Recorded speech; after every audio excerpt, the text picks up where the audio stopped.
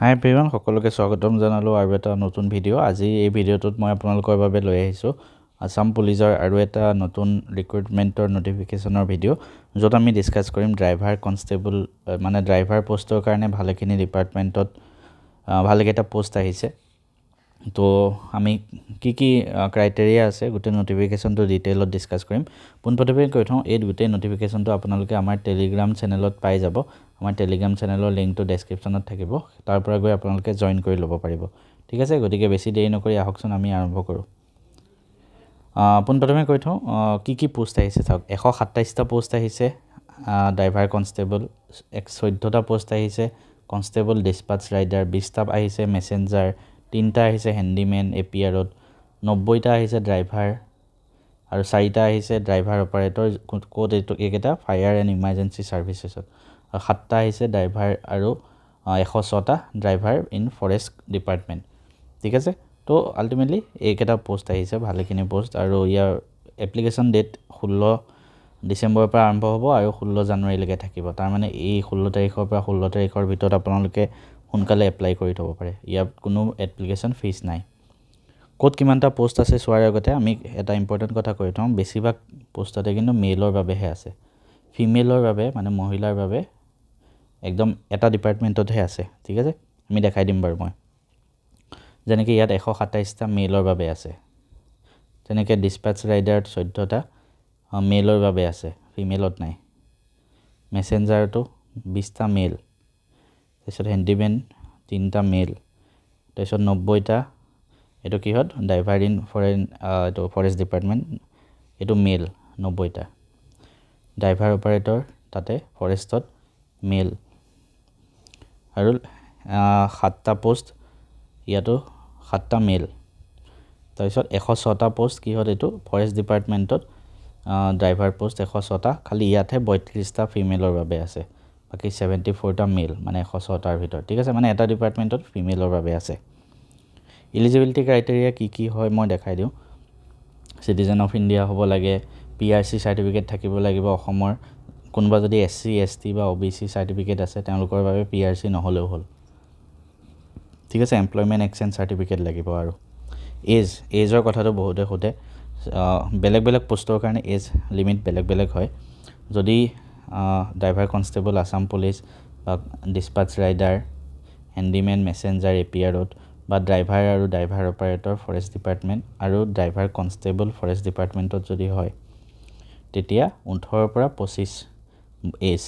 আৰু এটা ডিপাৰ্টমেণ্টহে বেলেগ হয়, যোনটো for the post of driver in forest department. ইয়াতে কি হয় 18ৰ পৰা 40, অকল এটা ডিপাৰ্টমেণ্ট। তাৰ বাহিৰে বাকী চবতে 18ৰ পৰা 25 এজ, এটাতহে 18ৰ পৰা 40। ঠিক আছে, এতিয়া কনফিউজন লাগি যাব পাৰে বহুতৰ, সেইবাবে ইয়াত ধুনীয়াকৈ বুজাই দিছে যে এই গোটেইখিনি পোষ্টৰ বাবে কি হয়, আপুনি 2001 চনৰ 1 জানুৱাৰীৰ পৰা 2008 চনৰ 1 জানুৱাৰী এই ডেট দুটাৰ ভিতৰত জন্ম হ'লেই হ'ল। ঠিক আছে, আৰু যদি এই পাৰ্টিকুলাৰলি এইটো পোষ্টৰ বাবে আপুনি 1986ৰ পৰা 2008 চনৰ ভিতৰত জন্ম হ'লেই হ'ল। ঠিক আছে, আৰু এজ ৰিলেক্সেশ্যনো পাব। যদি SC ST হয় তেনেহ'লে 5 বছৰ এক্সট্ৰা পাব, OBC কাৰণে 3 বছৰ এক্সট্ৰা, তেনেকৈ গোটেইখিনি চাব পাৰিব। আৰু এটা কথা, যোনটো এজ চাৰ্টিফিকেট মানে বাৰ্থ চাৰ্টিফিকেট হিচাপে ইয়াতে অকল মেট্ৰিকৰ মাৰ্কশ্বিট বা পাছ চাৰ্টিফিকেট বা এডমিট কাৰ্ড সেইখিনিহে চায়, এক্সট্ৰাকৈ বাৰ্থ চাৰ্টিফিকেট সেইবিলাক ইয়াত একচেপ্ট নকৰে। ঠিক আছে, তাৰপিছত এডুকেশ্যনেল কোৱালিফিকেশ্যন, ইয়াতে HSLCৰ ইকুইভেলেণ্ট যিমানবিলাক পোষ্ট আছে চবতে কেৱল ক্লাছ 10 পাছ হ'লেই হ'ল, ক্লাছ 10 পাছ হ'লেই হ'ল। ঠিক আছে, আৰু কি লাগিব, চবৰে লাইচেঞ্চ লাগিব, কিন্তু বেলেগ বেলেগ।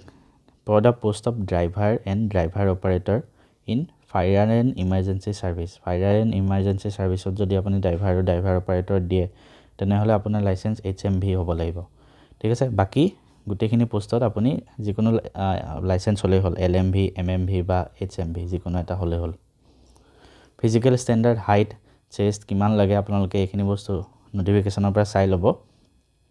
ডকুমেণ্টছ কি লাগে চাওক, passport size photo, digital photo of signature, proof of age মই যোনটো ক'লোৱে, কি একচেপ্ট হয় চাওক, এডমিট কাৰ্ড, HSLC চাৰ্টিফিকেট বা ইকুইভেলেণ্ট এক্সামিনেশ্যন বা মেট্ৰিকৰ মাৰ্কশ্বিট দিলেও হ'ল। তাৰপিছত পাছ চাৰ্টিফিকেট আৰু মাৰ্কশ্বিট দুইটাই লাগিব মেট্ৰিকৰ।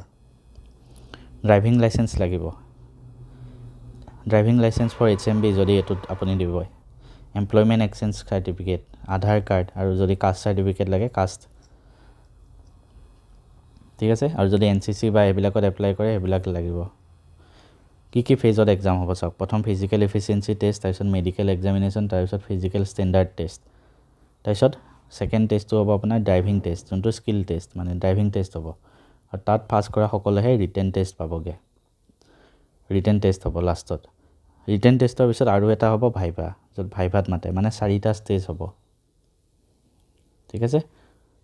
এতিয়া আমি আপোনালোকে এই গোটেই ৰানিং কিমান কি লাগে গোটেইখিনি চাই ল'ব পাৰিব।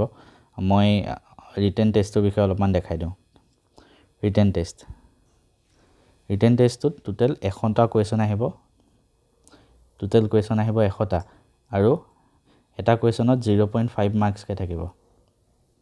তো 100টা কুৱেশ্যনত 0.5কৈ টোটেল কিমান মাৰ্কছৰ কুৱেশ্যন আহিব? 50 নম্বৰৰ প্ৰশ্ন আহিব। আৰু কোনো নিগেটিভ মাৰ্কিং নাথাকে ইয়াতে, সেইটো ভাল, ঠিক আছে। ছেকেণ্ড কথা, ইয়াতে কিমান লেভেলৰ কুৱেশ্যন আহিব? 9 আৰু 10, ক্লাছ 9 আৰু 10 লেভেলৰ কুৱেশ্যনবিলাক হ'ব। কি ছাবজেক্ট হ'ব? এলিমেণ্টেৰী এৰিথমেটিক মানে অংকবিলাক আহিব, জেনেৰেল ইংলিছবিলাক আহিব, logical reasoning and mental ability, অসমৰ history, geography, polity, economy, general awareness, general knowledge আৰু কাৰেণ্ট এফেয়াৰ্ছ, ঠিক আছে। তো গোটেইখিনি আহিব। আছামিজ, বড়ো, বেংগলী, ইংলিছ, এই 4টা লেংগুৱেজতে আপোনাৰ হ'ব এক্সামটো। আৰু লাষ্টত 5 নম্বৰৰ বাবে আপোনাৰ ভাইভা এটা হ'ব, ঠিক আছে। আৰু ইয়াতে NCCৰ বাবে ৱেইটেজো থাকিব, 5 নম্বৰলৈকে মেক্সিমাম পাব পাৰে। NCC C চাৰ্টিফিকেট থাকিলে 5, B থাকিলে 3 আৰু A থাকিলে 2, ইমান নম্বৰ এক্সট্ৰা পাব যদি আপোনাৰ NCC চাৰ্টিফিকেট আছে। তাৰমানে আউট অফ কিমান টোটেল হ'ব, কিমান টোটেলৰ ভিতৰত আপোনাৰ কাট অফ ডিচাইড হ'ব চাওক। 40 number physical efficiency test, driving টেষ্টত 10 নম্বৰ, ৰিটেন টেষ্টত 50 নম্বৰ, NCC 5 নম্বৰ কাৰোবাৰ যদি আছে ইয়াৰ ভিতৰত পাব, আৰু লাষ্টত অৰেল 5 নম্বৰ, চব মিলাই টোটেল 110 নম্বৰ হ'ব। আৰু তাৰ ভিতৰত কোনে কিমান পায় সেই হিচাপত কাট অফটো ওলাব, ঠিক আছে। ভিডিঅ'টো কেনেকুৱা লাগিল জনাব। গোটেই ডিটেইল নটিফিকেশ্যনটো মই টেলিগ্ৰামত দি দিম।